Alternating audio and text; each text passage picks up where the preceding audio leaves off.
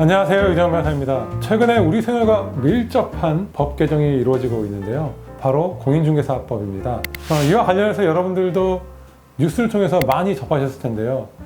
어떻게 중개상한 수수료율이 바뀌는지, 그리고 여러분들이 그 과정에서 주의할 부분이 무엇인지 살펴보도록 하겠습니다. 중개보수와 관련해서 여러분들이 잘 모르고 계시는 내용이 있는데, 중개보수라는 것은 협상이 가능한 것이거든요. 예전부터 중개보수료는 중개사와 의뢰인 사이에서 협의를 통해서 결정하도록 되어 있는 것이 원칙이었고요. 다만 그 금액은 법이 정한 상한을 넘지 말아라 라고 이렇게 규제를 했거든요.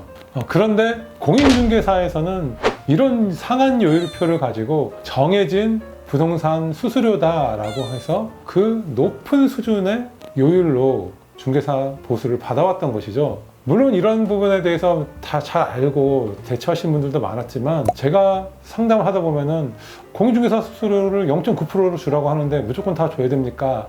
이렇게 상담하시는 분들도 상당히 많았다는 거죠. 그래서 곧 시행되는 개정안에서는 공인중개사 수수료는 협상이 가능한 것이다, 그런 것을 고지하도록 의무 조항을 뒀습니다. 그리고 여러분들이 뉴스에서 많이 접하신 것처럼 상한 요율도 상당히 낮추게 됩니다. 어떻게 낮춰지냐면요, 부동산 중개와 관련해 가지고는 매매, 임대차로 나눠서 살펴볼 수 있는데요. 부동산 매매 같은 경우에는 여러분이 보시는 것처럼 0.4%에서 0.7%의 범위 내에서 부동산 중개 수수료를 받게 되는데요. 여러분이 주목해서 봐야 될 부분은 9억에서 15억 이상의 물건이죠. 기존에는 이런 경우에는 0.9%를 받게 했는데, 지금은 구간별로 0.5에서 0.7까지 차등을 두고 있다는 것입니다. 최근 부동산 가격이 많이 오르다 보니까 고가 아파트의 경우에는 그 요율을 낮춰줄 필요가 있었다는 것이죠. 이런 임대수수료율 변경은 부동산 임대차에도 동일하게 적용되는데요. 여러분이 주목해 봐야 할 부분은 6억 이상의 임대차입니다. 기존에는 0.8%였는데 지금은 구간별로 0.4, 0.5, 0.6으로 변경을 한 것이죠. 여기 좋은 예가 있는데요. 여러분들이 8억 원의 아파트를 임차하는 경우에는 기존에 0.8%가 적용된다고 하면은 640만 원이 되겠죠. 개정안에 따르면 0.4%가 적용되니까 320만 원이 되네요. 중개수수료가 반 정도로 다운되니까 이건 환영할 만한 일인 것 같습니다. 중개수수료와 관련해 가지고 하나의 더 팁을 제가 드리려고 하는데요. 저희가 상담을 하다 보면 중개사 수수료 관련해 가지고 부가세를 내야 되는 것이냐 안 내야 되는 것이냐, 이런 상담도 제가 많이 받게 되는데요. 이런 논란이 있었던 이유는 부가세를 내지 않는 간이가세자인 중개사가 부가세 10%를 부과하는 경우가 있었기 때문인데요. 이 부분이 세금과 관련된 부분이라서 잠깐은 어려우실 수 있는데, 중개수수료 관련해 가지고 일반 과세자인지 그리고 간이가세자인지에 따라서 부가세를 납부할 의무가 있고 없을 수 있다라는 것입니다. 쉽게 설명을 드리자면, 매출이 크지 않은 중개사 같은 경우에는 부가가치세를 별도로 납부하지 않거든요. 그렇기 때문에 10%의 부가가치세를 붙일 이유가 없는데, 중개사가 임의로 붙이면서 더 중개수수료를 받아가는 일이 비일비재했다는 것이죠. 여러분들이 이런 것을 막기 위해서는 사업자 등록증을 확인하시면 되는데요. 중개사의 사업자 등록증에 일반 과세라가 되어 있으면 내가 10%를 더 낼 수도 있는 것이고요.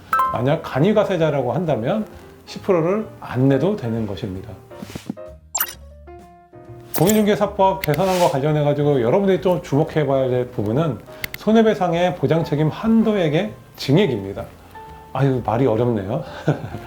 쉽게 설명을 해드리자면, 공인중개사는 자신의 고의나 과실로 인해서 어떤 손해를 의뢰인에게 끼쳤다라고 하면 배상을 해줘야 합니다. 그런데 우리 중개사업 자체가 너무 영세하다 보니 이런 배상액을 지급하지 못하는 경우가 생길 수 있겠죠. 그래서 보험을 들게 했는데요. 기존에는 개인인 공인중개사는 1억 원, 법인인 공인중개사는 2억 원의 손해배상을 할 수 있는 보험을 들으라고 했습니다. 그렇지만 이런 금액이 현실과 또 동떨어져 있죠. 부동산 가격도 올랐고 임대차 금액도 많이 올랐는데 이런 기준에 따른다 그러면 배상을 충분히 받을 수 없게 되겠죠. 그래서 개인인 경우에는 2억 원, 법인인 경우에는 4억 원의 보험에 들게 하도록 하였습니다. 지금까지 공인중개사 수수료와 관련된 쟁점 몇 가지를 정리해 드렸는데요. 앞으로는 여러분들이 나쁜 공인중개사한테는 절대로 당하지 않으시기를 바랍니다. 공인중개사 수수료율은 상한이라는 것, 그리고 얼마든지 협상 가능하다는 것 꼭 잊지 마시고요. 앞으로도 여러분의 돈을 아끼거나 벌어들일 수 있는 좋은 법률 정보로 여러분을 찾아뵙도록 하겠습니다. 오늘 내용이 도움되셨다면 구독과 좋아요 꼭 눌러주시기 바랍니다.